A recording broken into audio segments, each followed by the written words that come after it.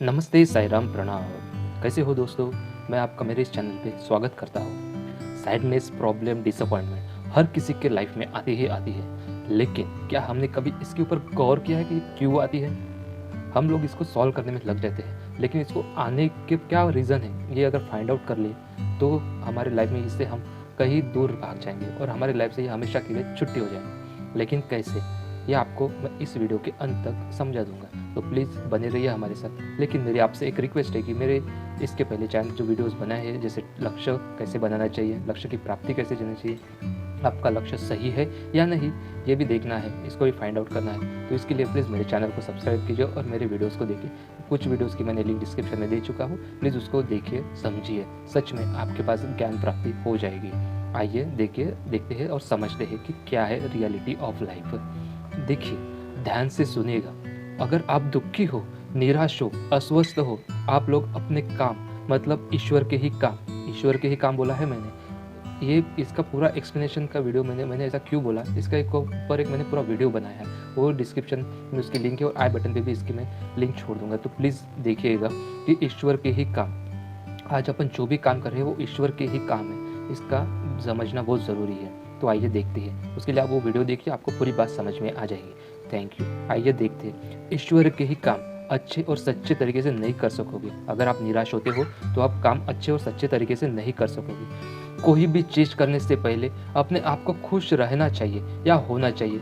मन में हमेशा सद्भाव, हार्मोनी वाली भावना होनी ही चाहिए, क्योंकि उससे ही कार्य करने की प्रेरणा मिलती है। जब अपने आप को प्रेरणा मिलती है तब बहुत ही सुंदर और अच्छा लगता है, और वो हमेशा ही अत्यावश्यक है। अब जो सीक्रेट बताने वाला हूँ उसे अच्छे से समझिएगा। ये जो वर्ल्ड है ये अपनों को कुछ नहीं दे सकता, अपने को कुछ नहीं दे सकता, सिर्फ दुख, समस्या और निराशा ही देता है। वही हमारे मन को प्रभावित करता है। हम सिर्फ भागते रहते हैं, इसलिए हम लोग इस ज्ञान को प्राप्त नहीं कर पाएंगे कि आपको जो मिल रहा है वो दुख, समस्या और निराशा ही है। हम लोग मन से खुश नहीं रह पाते, क्योंकि हर वक्त कंपटीशन के पीछे भाग रहे हैं और हर वक्त हमें नई नई परेशानियों का सामना करना पड़ता है।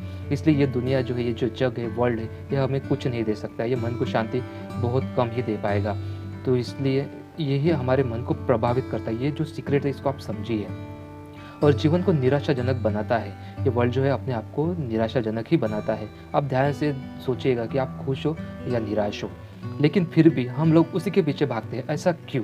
हम लोग दिन सवेरे से उठ के शाम तक से भागते रहते हैं। ऐसा क्यों? ये प्रश्न आपको अंदर से आना चाहिए। अगर ये अंदर से आता है तो ही आप तैयार हो आगे सीखने के लिए सब कुछ। लेकिन जो ध्यान प्राप्ति आपको मिलने वाली, इसलिए ये सवाल का आना बहुत ज़रूरी है। सुनिएगा, ईश्वर आपको सब कुछ दे सकता है। ईश्वर सब कुछ देता है क्योंकि उसके पास ही सब कुछ है। लेकिन फिर भी आपको ऐसा लगता है कि ये वर्ल्ड ही अपने आप को शांति देगा, लेकिन ऐसा नहीं है। ये अज्ञान है। ये वर्ल्ड, ये जग आपको शांति नहीं दे सकता, ये सत्य है। ये सुना, अज्ञान और सत्य का डिफरेंस क्या है? ये वर्ल्ड शांति नहीं दे सकता, ये सत्य है। और अगर आपको लगता है कि ये वर्ल्ड आपको शांति दे रहा है तो ये अज्ञान है, असत्य है। मन से देखा जाए, ईश्वर के अनुरूप देखा जाए तो कोई भी समस्या नहीं होती है। प्रॉब्लम्स का मीनिंग ही है कि कॉम्प्रहेंसिव और मिसअंडरस्टैंडिंग, रॉन्ग कॉम्प्रहेंसिव और मिसअंडरस्टैंडिंग। आप लोग ऐसा कुछ देखते हैं जो मिथ्य है। आप लोग प्रॉब्लम से ही बड़े श्रेष्ठ हो, लेकिन इस सत्य का अनुभव, अंडरस्टैंडिंग आपको नहीं आती, क्योंकि अब तक इस अनुभूति के स्टेट ऑफ लिविंग में पहुंचे नहीं है।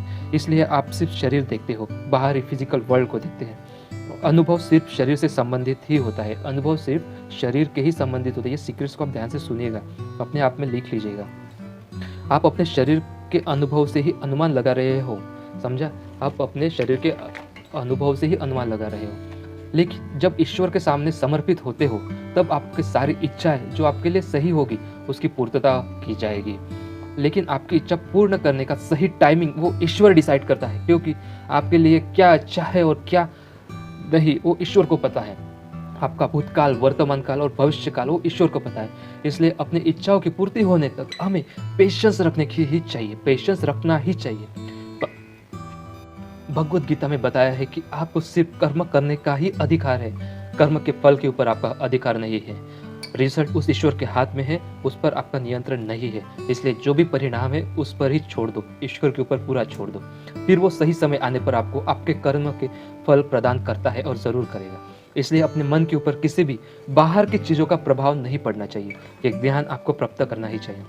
सबसे सीक्रेट से ये बात आप फिर से सुनिएगा, किसी भी बाहर के प्रभाव चीज़ों का प्रभाव अपने ऊपर नहीं पड़ना चाहिए। फिर से सुनिएगा, अपने मन के ऊपर किसी भी बाहर के चीज़ का प्रभाव नहीं पड़ना चाहिए। ये ज्ञान है, ये आपको ज्ञान प्राप्त ही करना है। मन के ऊपर कंट्रोल मिलने के बाद ही आप ईश्वर को प्राप्त कर सकते हो, अपनी भक्ति बढ़ा सकते हो। ज्ञान प्राप्त के बाद ही आप भक्ति पूर्ण होते हो। ज्ञान के साथ ही ध्यान करना ज़रूरी है और ध्यान के साथ ही फल त्याग करना इम्पोर्टेंट है, ये जानना चाहिए।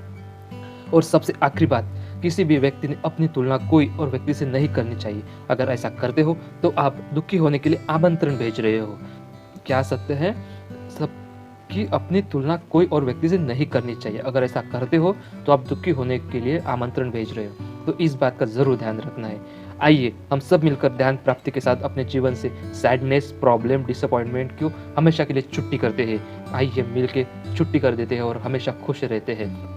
Always be happy. Thank you very much. Please subscribe my channel, comment, like and share for more life changing videos. Please मेरे चैनल को सब्सक्राइब कीजिए और इसको ज़्यादा से ज़्यादा शेयर कीजिए। और आपको भी मुबारक हो, खुशियों की मुबारक हो। Thank you very much. Have a great life say. Have a great, please subscribe my channel. Thank you.